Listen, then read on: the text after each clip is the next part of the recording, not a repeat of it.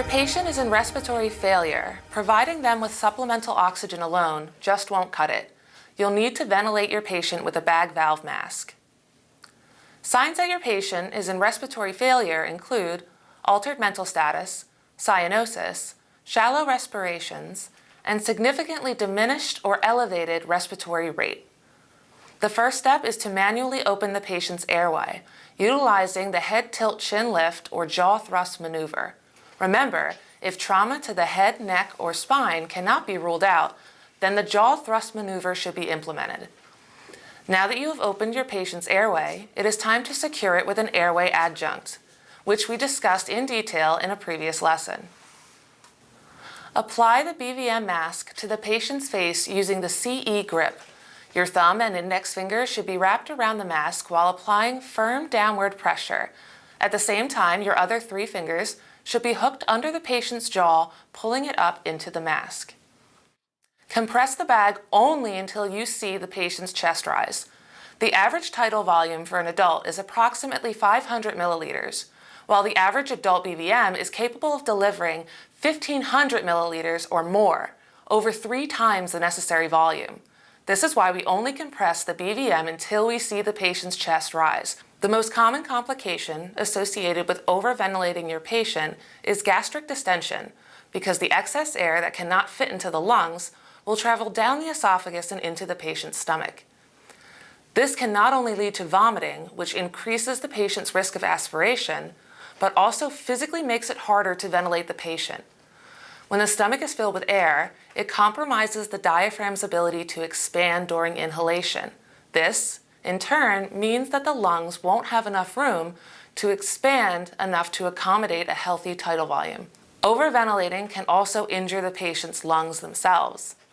This is called barotrauma, and it is caused by a rapid change in pressure in an enclosed body cavity. Pediatric patients are particularly vulnerable to barotrauma due to their smaller, still developing lungs. It is for this reason that the pop-off valve was invented. Ventilating the patient too quickly also causes gastric distension, which, as we've established, leads to further ventilatory compromise. If that wasn't bad enough, hyperventilating can also potentially reduce the patient's cardiac output and cause your patient to go into shock. Historically, EMS providers have a tendency of hyperventilating their patients. An adult patient should be ventilated once every 5 to 6 seconds. A pediatric patient should be ventilated once every 3 seconds. Each ventilation, regardless of age, should be delivered over a period of 1 second. If you are concerned about a patient with a low pulse oximetry reading, hyperventilation is never the answer. The best way to help your hypoxic patient is to ventilate with the correct rate and volume and attach high-flow supplemental oxygen to the BVM as soon as possible. Don't squeeze the bag harder, giving it more volume. Don't squeeze the bag faster, hyperventilating your patient. This will not solve the issue. Supplemental high-flow oxygen and utilization of a PEEP valve are the only 2 ways to safely increase your patient's oxygenation. We will talk more about PEEP and its importance in our CPAP lesson. Remember, it takes at least 45 seconds for a pulse ox to show any changes in the patient's oxygen saturation. Finally, it is important to keep in mind that 2-rescuer BVM administration is the gold standard for ventilation and should be utilized whenever possible. Having 2 rescuers operate the BVM allows one rescuer to solely focus on achieving an effective mask face seal, while the other can focus on compressing the bag at the appropriate rate and delivering adequate volume. The 2-rescuer method also allows for more flexibility in terms of rescuer positioning in relation to the patient. Your technique for securing the mask to the patient's face will differ when performing BVM ventilation with 2 rescuers. You can utilize the double CE grip or the 2 thumbs technique, which is especially beneficial for trauma patients who require a jaw thrust maneuver to maintain a patent airway.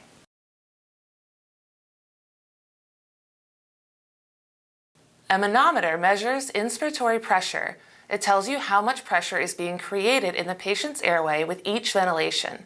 If your BVM has a manometer, be sure to utilize it. The ideal delivery range is between 10 to 20 centimeters of water. Most manometers are color-coded to help you remember the safe and effective pressure range. Dentures. If your patient wears dentures and they are securely attached, it is ideal to leave them in place. Dentures can help fill out the face and facilitate a better mask seal. However, if the dentures become loose, they must be removed, as they have now become a potential airway obstruction. If you remove the dentures, be careful not to lose them. Dentures are expensive and difficult to replace.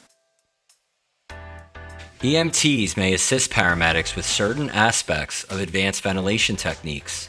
Before intubation, gather essential airway management equipment. A functioning suction unit and blankets for correct head positioning are two of the many crucial steps on the road to a suitable outcome. Aligning the ear canal with the sternal notch maximizes the airway opening. Familiarize yourself with two-person ventilation techniques. The two thumbs technique requires two people, one to squeeze the bag and the other to hold the mask, but a far superior seal is attainable due to active jaw distraction. An airway management assistant positioned at the head on the right upon request may place the fingers of one hand over the voice box. The provider intubating may manipulate the hand of the EMT into a position to facilitate visualization of anatomical structures to enable tube delivery into the trachea. EMTs should ventilate the patient at the rate and volume requested by the paramedics. Once an advanced airway is in place, hold it securely with one hand and ventilate with the other. The paramedics will secure the endotracheal tube with a commercial device. Then, at the discretion of the paramedics, you may release the endotracheal tube.